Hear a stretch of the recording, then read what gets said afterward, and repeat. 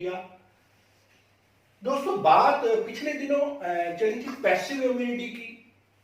उससे आगे आगे अब नई इम्यूनिटी की बात आ गई। शफीक क्या शफीक क्या कहते हैं? कौन सी? Hard immunity. हार्ड इम्यूनिटी की अभी प्रोग्राम से पहले हम देख रहे थे HERD हार्ड बनता है, हेड बनता है। तो इम्तियाज शफीक ने कंफर्म किया कि हार्ड इम्यूनिटी। Yes sir. तो ये एक नई बात आई, इस पे भी बात करेंगे। फिर बुशरा से जो बात होगी कि जो हमारे बुजुर्ग, अब पता नहीं मैं बुजुर्गों में शामिल होता हूँ कि नहीं होता हूँ, खैर बंदा बूढ़ा हो जाता है, बुजुर्ग कम ही होता है, उन्हें क्या एक्सरसाइजेज करनी चाहिए इस रूटीन कंडीशन में, ये बात इनसे होगी।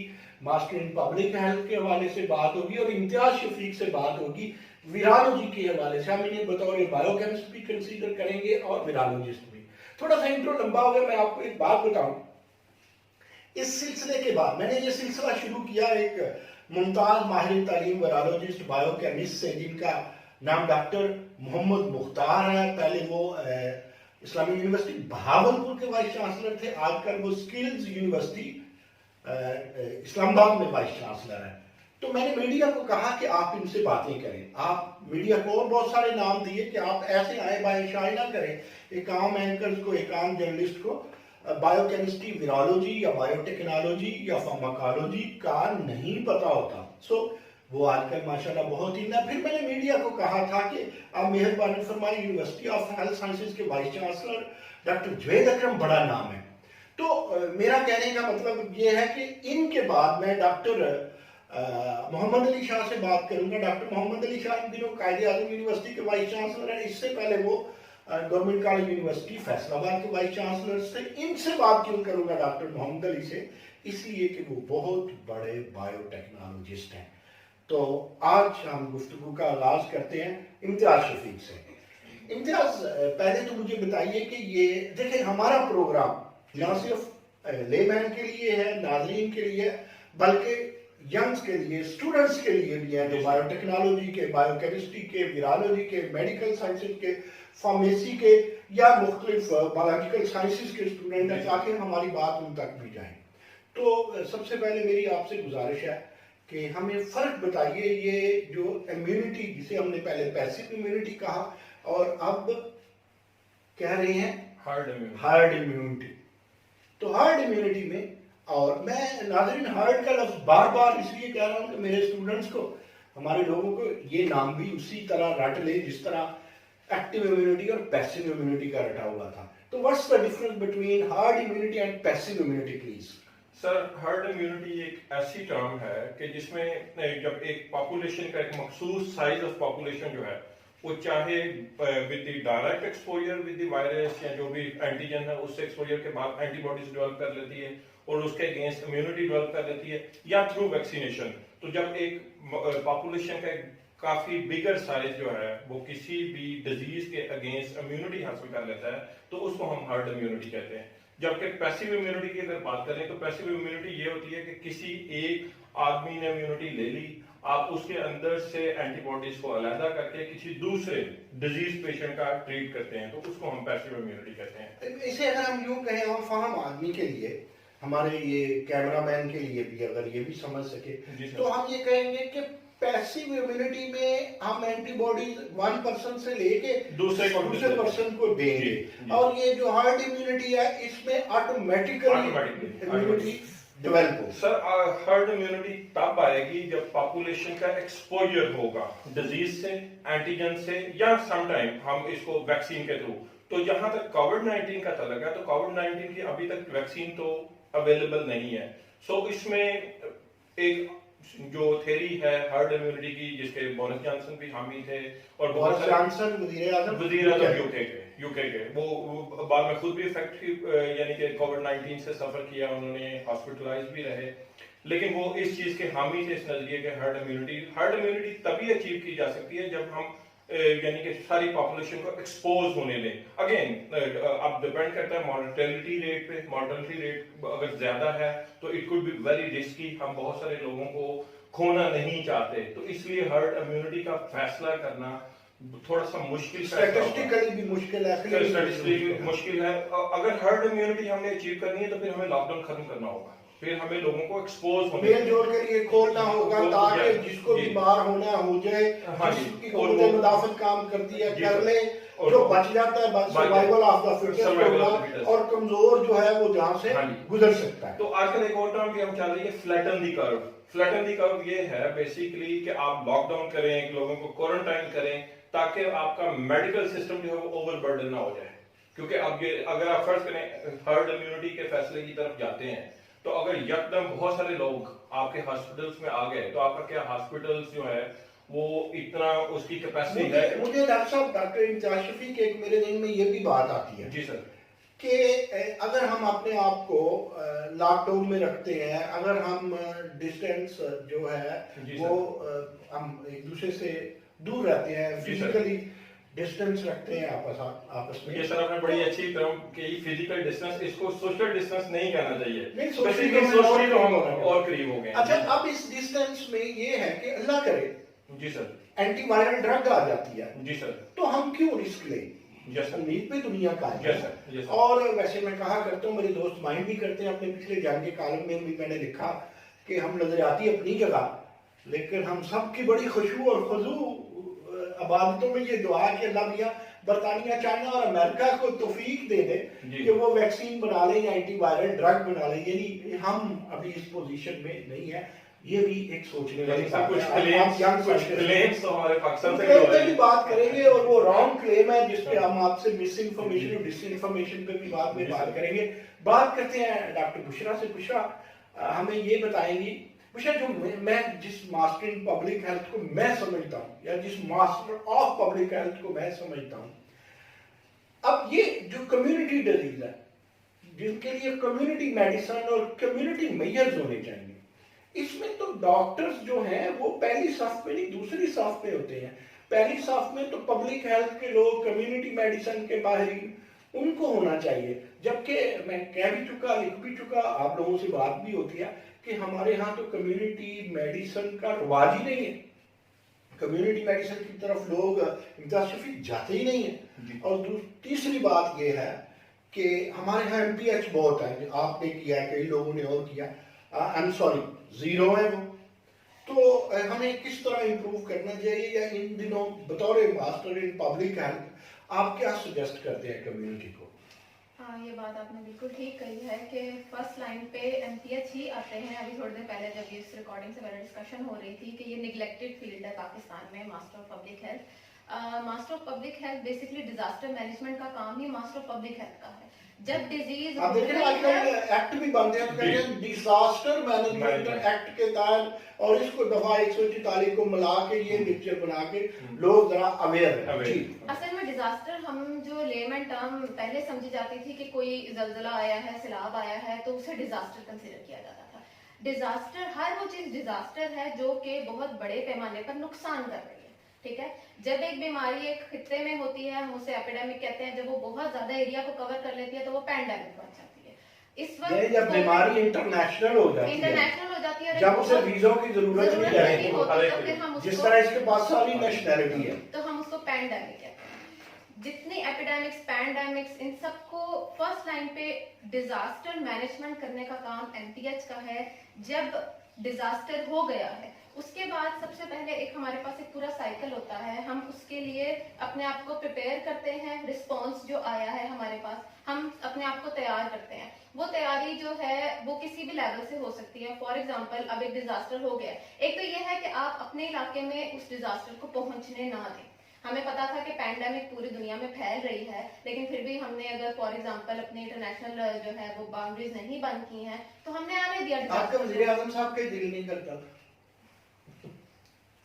हाँ, लेकिन ऑब्वियसली कुछ उस एस्पेक्ट से भी थी कि नहीं 100% लॉकडाउन तक उन्होंने किया। बहरहाल अब डिजास्टर हो गया है और उसके लिए मैनेजमेंट के लिए सबसे इम्पोर्टेंट आप अपने आप को प्रिपेयर करते हैं। उसके बाद उस जगह का जो मुआयना किया जाता है, फॉर एग्जांपल जहां पर जिस जगह पर कोविड-19 के पेशेंट्स हैं, आप उस एरिया को सील करें, आप वहां की स्क्रीनिंग प्रॉपर्ली करें। ठीक है, यानी कि जितने डिजीज को जिस एरिया में अरेस्ट किया जा सकता है वो काम MPH का है। ठीक है, मास्टर पब्लिक हेल्थ का है। हाँ, पेशेंट हो गया है, वो कोविड-19 पॉजिटिव हो गया, उसका ट्रीटमेंट का काम जो है वो डॉक्टर्स का है, एमबीबीएस डॉक्टर्स का है, वो सेकंड लाइन पर आते हैं। लेकिन वहां तक कंडीशन पहुंचे ना, ये रोकना एमपीएच का काम यानी मरीज जो है पहले तो वो मर्ज मरीज तक ना पहुंचे, एग्जैक्टली। ताकि मरीज हॉस्पिटल तक ना पहुंचे, यस सर, ताकि हॉस्पिटल में हमारे पास वेंटिलेटर हैं कि नहीं है, बहस वहां तक ना पहुंचे। जी सर। सो पब्लिक हेल्थ ने सबसे पहले हमारे बॉडीगार्ड बनना था। मुझे पूछना की बात से यूं लगा है जैसे पब्लिक हेल्थ जो है हमारे, वो जो फर्स्ट हैंड गार्ड्स हैं, बॉडी गार्ड्स हैं, यानी एंटीबॉडीज हैं।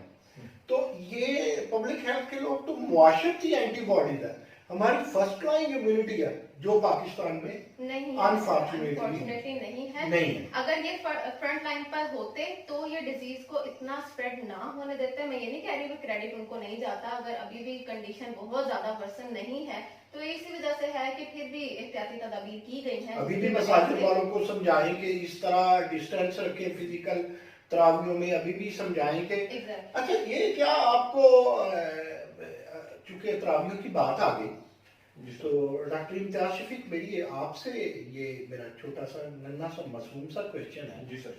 आप क्या समझते हैं कि रोजा रखने से जो इम्यूनिटी है वो नीचे जाएगी? सर रोजा रखने से मेरे ख्याल में इम्यूनिटी बढ़ेगी, बेहतर होगी, क्योंकि उसकी वजह यह है कि हम रूटीन में बाज़ दफा इतनी डाइट्स में इतनी इरेगुलरिटीज कर रहे होते हैं, तो रोजा तो वैसे भी बाइस से बरकत है, और रोजे में जब हम एक बिल्कुल कंट्रोल्ड डाइट लेंगे और एक उसमें बेसिकली हमारी सेहत में बेहतरी होगी, और जब सेहत में इस हद तक तो मुझे भी डॉक्टर साहब समझ आती है कि हाइजीन जो है, फूड हाइजीन बेहतर होगी, वो हमारी ओवरऑल बेहतर होगी, वजू ज्यादा होगा, पाकीज़गी ज्यादा होगी। अभी एक्सरसाइज के लिए आपकी तरफ आना है, नमाजों की एक्सरसाइज बढ़ेगी, तो ये चीजें तो समझ में आती है। लेकिन फिजियोलॉजिकली स्पीकिंग व्हाट यू से? सर फिजियोलॉजिकली भी आप देखें, बहुत सारे फूड जब हम इरेगुलर फूड्स लेते हैं, बहुत सारे टॉक्सिन्स भी साथ ले रहे होते हैं, तो आई थिंक लेकिन एनर्जी भी तो ले रहे होते हैं। यस, एनर्जी भी ले रहे होते हैं सर। इस पे तो एक एक्सक्लूसिव अगर तो स्टडी करके इम्यूनिटी का पूरा वो करके देखा जाए, लेकिन जो अभी तक पब्लिश वर्क है वो तो यही बताता है कि फास्टिंग से इम्यूनिटी जो है वो बेहतर होती है।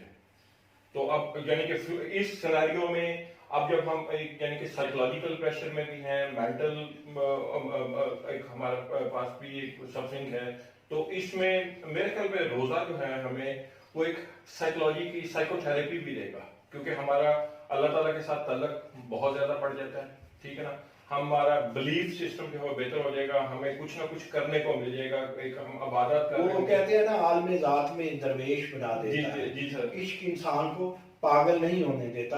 जब हमारी ये जो इश्क हकीकी चलेगा रमजान में, तो हम पागल तो नहीं होंगे कि खामखा हम सोशल डिस्टेंस को कम करें, हम मसाजिद में ज्यादा कुर्बतें हों, ज्यादा मुआनके करें। बात कर रहे थे हम हर्ड इम्यूनिटी की, तो हर्ड इम्यूनिटी में हमने कहा कि लोगों को मिलने दे, अयाशी करने दे, जिसने बचना होगा बचेगा, नहीं तो ना से। अब बोरिस जॉनसन ने यही समझा, बीमार हुआ, चलो ठीक हो गया। स्वीडन ने इसी पे अप्लाई किया। जब थ्योरी को पढ़ेंगे, थ्योरी फैसिनेट भी करती है कि survival of the fittest. Italy वालों ने कहा यार बूढ़े को मरने दे, उन्होंने तकरीबन मरने भी दिया। ये एक तल्ख हकीकत है। लेकिन अल्टीमेटली हमने ये कहा कि ये जो हर्ड इम्यूनिटी है, नहीं, सोशल डिस्टेंस बहरहाल, फिजिकल डिस्टेंस बहरहाल जरूरी है।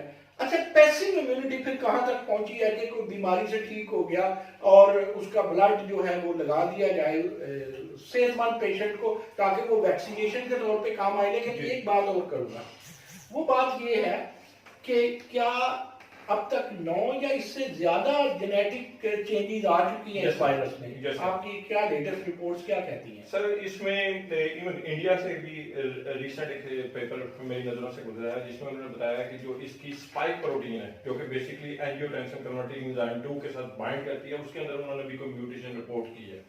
सो आई मीन इट डिपेंड करता है कि with the passage of time, basically एक आरएनए वायरस है, तो आरएनए वायरसेस जो भी हैं इन जनरल, ना सिर्फ कोरोना वायरस नहीं, कोई भी आरएनए वायरस उसमें हम देखें इनमें म्यूटेशन रेट आमतौर पर ज्यादा होता है। तो अभी तक यानी कि काफी सारी म्यूटेशन जो है वो रिपोर्ट हो चुकी हैं, 9 तो मेरी नजरों से गुजरी हैं और शायद मजीद भी आ जाएं। सो ये डिपेंड करता है कि कितने रिसर्चर इस पे काम कर रहे हैं और वो कितनी यानी कि इसकी सीक्वेंसिंग कर रहे हैं। तो अभी तक कुछ म्यूटेशन रिपोर्ट हुई हैं और ये म्यूटेशन जो है ये डेफिनेटली एक प्रॉब्लम काज करेंगी वैक्सीन डेवलपमेंट में। यानी कि जब आप मैं नाज़रीन आपको बता दूं व्हाट इज म्यूटेशन। म्यूटेशन होता है कि एक अचानक चेंज आ जाना जीन्स में, जीनोटाइप में, डीएनए में। जब आपका जीनोटाइप में चेंज आ जाए तो हम क्या करते हैं, फिनोटाइप में भी आ जाता है। फिनोटाइप से मुराद है ज़ाहरी जो आपकी शक्लो सूरत है, फिर उसमें भी आ जाता है या सेल की जो ज़ाहरी मॉर्फोलॉजी, फिजियोलॉजी है, यानी जीनोटाइप बदले तो फिनोटाइप बदल जाएगी। मतलब ये कि जब जेनेटिक्स बदले तो आपका फंक्शन भी बदल जाएगा, आपका स्ट्रक्चर भी बदल जाएगा। अगर म्यूटेशन होती है इस वायरस में, जिसे हम कोरोना वायरस कहते हैं, तो इसमें सिम्टम्स भी बदल सकते हैं। इसका अटैक बढ़ भी सकता है, इसका अटैक कम भी हो सकता है, और ये ज्यादा सीवियर भी हो सकता है, कम भी सीवियर हो सकता है। यानी आप यूं कह लें कि हमारे पास 1 2 3 है, ये बन गया 123। अब इसमें म्यूटेशन हो जाती है, रहेंगे 1 2 3, 3 को उठा के हम इधर ले आए तो वो तो वायरस बन गया 312। पहले क्या था 1 2 3, फिर बन गया 3 1 2। अच्छा अब हम एक और अब आप इन्हें हटाते रहेंगे तो ये तो बहुत चेंजेस आ जाएगी, और जब इस तरह की चेंजेस आ जाएगी तो अफेक्ट डेंजरस हो या फायदामंद हो, उनमें भी तब्दीली आ जाएगी।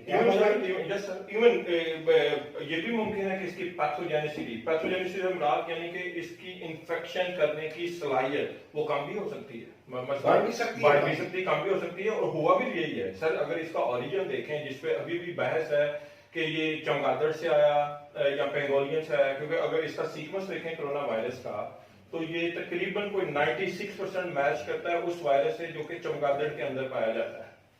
तो अब उसके अंदर क्या उस नेचुरली जो वायरस था उस वायरस के अंदर तब्दीली हुई, या इसमें कंट्रोवर्सी भी है कि ये लेबोरेटरी मेड है या व्हाटएवर। सो ये अब इसके अंदर मजीद म्यूटेशन जो आएंगी, इससे मुमकिन है कि ये जो इसकी उसके साथ बाइंड करने की कैपेसिटी है एंजियोटेंसिन कन्वर्टिंग एंजाइम के साथ वो कम हो जाए, तो उससे ये नेचुरली ये रिवर्ट हो जाए वायरस यानी अपनी पैथोजेनिसिटी से, ये मुमकिन है। ये तो अल्लाह ताला पे डिपेंड करता है कि वो इसमें मजीद क्या तब्दीलियां या क्या वहां से हुक्म आता है और कैसे होता है। क्योंकि बहसीत मुसलमान हमारा इस पे भी यकीन है कि जो भी बीमारी आती है वो अल्लाह ताला की तरफ से आती है और अल्लाह ताला ही के हुक्म से वो वापस भी जा सकती है। बुशरा रमजान आ रहा है, अब जरूरी तो नहीं है कि सारे लोग रोजे रखेंगे, कोई नहीं भी रखेंगे, कोई रखेंगे, किसी को शरीर मजबूरी होगी, किसी पे फर्ज होंगे, वाजिब होंगे वगैरह वगैरह। तो अब अगर हम इम्यूनिटी को देखते हैं, अगर हम फूड को देखते हैं, अगर हम कोविड-19 को, ये जरा ट्राइका बना रहा हूं मैं, फूड है जो कि हम फास्टिंग में है, दूसरे एंगल पे हम रोजे में है, फूड है और रोजा है, इसको एक ही बात समझिए।